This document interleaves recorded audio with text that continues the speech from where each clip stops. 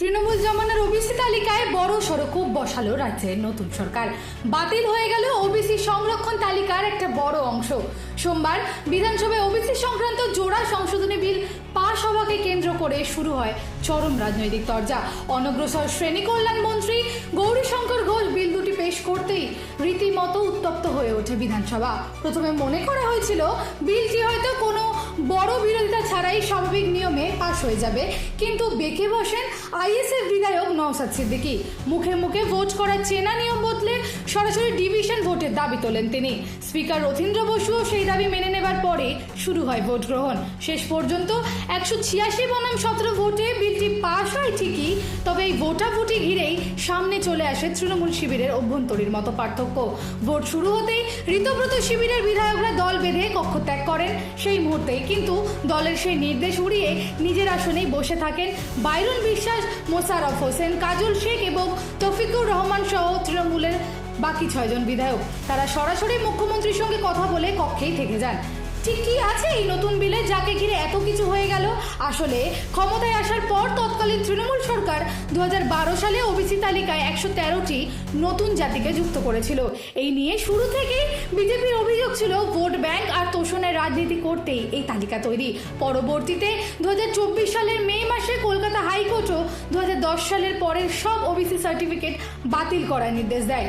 আর এবার বিধানসভায় এই নতুন আইন পাস করে তৃণমূল জামানার সেই 113টি জাতিকে ওবিসি তালিকা থেকে পুরোপুরি বাদ দিল সরকার। সরকারের দাবি 1993 সালের মূল আইনে যে 66টি ওবিসি জাতি ছিল তাদের সুবিধা আগের মতোই বহাল থাকবে। স্বাভাবিকভাবেই সরকারের এই চালে তীব্র ক্ষোভ প্রকাশ করে বিরোধী শিবির।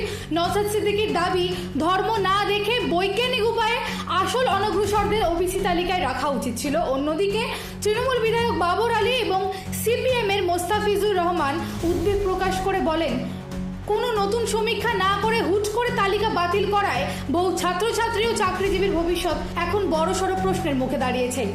যদিও বিরোধীদের সব অভিযোগ উড়িয়ে দেন মন্ত্রী গৌরীশঙ্কর ঘোষ। তার সাফ কথা, আগের সরকার কেবল রাজনীতির স্বার্থেই ওই তালিকা বাড়িয়েছিল। তবে সাধারণ মানুষের জন্য একটা সুযোগও রাখা হয়েছে। ওবিসি তালিকায় নাম ঢোকানো বা বাদ দেওয়া নিয়ে কোনো অভিযোগ থাকলে সরাসরি অনগ্রসর কমিশনে আবেদন করা যাবে। কমিশন খতিয়ে দেখে যা বলবে সরকার সেটাই করবে। তৃণমূল জামানার ওবিসি আইন বদলে দিয়ে বিজেপি সরকারের নেওয়া এই বড় পদক্ষেপ আগামী দিনে রাজ্যের রাজনীতিতে কী প্রভাব ফেলে এখন সেদিকেই তাকিয়ে সবাই। দিশা দাসের রিপোর্ট, হেডলাইন্স কলকাতা। নমস্কার, আমি দিয়া ভট্টাচার্য, ডায়েটিশিয়ান এট ভিভাসিটি মাল্টি স্পেশালিটি হসপিটাল। অনেকের আপনাদের প্রশ্ন থাকে যে ওটস খেয়ে কি ওয়েট লস হবে, বা আমি ওয়েট লস করতে চাইছি, আমি কি রোজ ওটস খাবো ভাত বা রুটির জায়গায়? সেক্ষেত্রে আমরা যেটা বলে থাকি, ওটস ইটসেলফ একটা serial product, just like rice বা রুটি যেটাই বলি। তো সেক্ষেত্রে ওটস আপনারা ডেইলি ডায়েটে রাখতেই পারেন। ওটস এর সাথে ভাত বা রুটির কি পার্থক্য থাকে?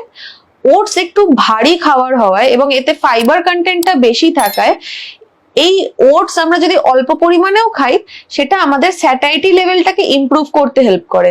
অর্থাৎ কি, অনেকক্ষণ ধরে আমাদের পেটটা ভরিয়ে রাখে এবং সেই কারণে আমাদের খিদের জন্য বা অন্য কোনো খাবারের ক্রেভিংস আমাদের তুলনামূলক কম হয়। এবং ওটসের মধ্যে যে সলিউবল ফাইবার থাকে সেটা আমাদের কোলেস্টেরল লেভেলকেও কমাতে সাহায্য করে। এবং ওটস আমরা যদি রাখি ডেলিকার ডায়েটে, এই ফাইবারটাই কি করবে, আমাদের বাওয়েল মুভমেন্টটাকেও কিন্তু ইমপ্রুভ করতে হেল্প করবে। তো যারা আপনারা ওয়েট লস করতে চাইছেন, আপনারা কিন্তু ওটস রাখতে পারেন। আরো কিছু নিউট্রিশন রিলেটেড কোয়ারি থাকলে চোখ রাখুন আমাদের চ্যানেলে এবং কন্ট্যাক্ট করুন আমাদের সাথে। Thank you. আনন্দ আর ভালোবাসার দীপ্তিতে গড়া সমুজ্জ্বল পরমা, ঠিক তোমারই মতো।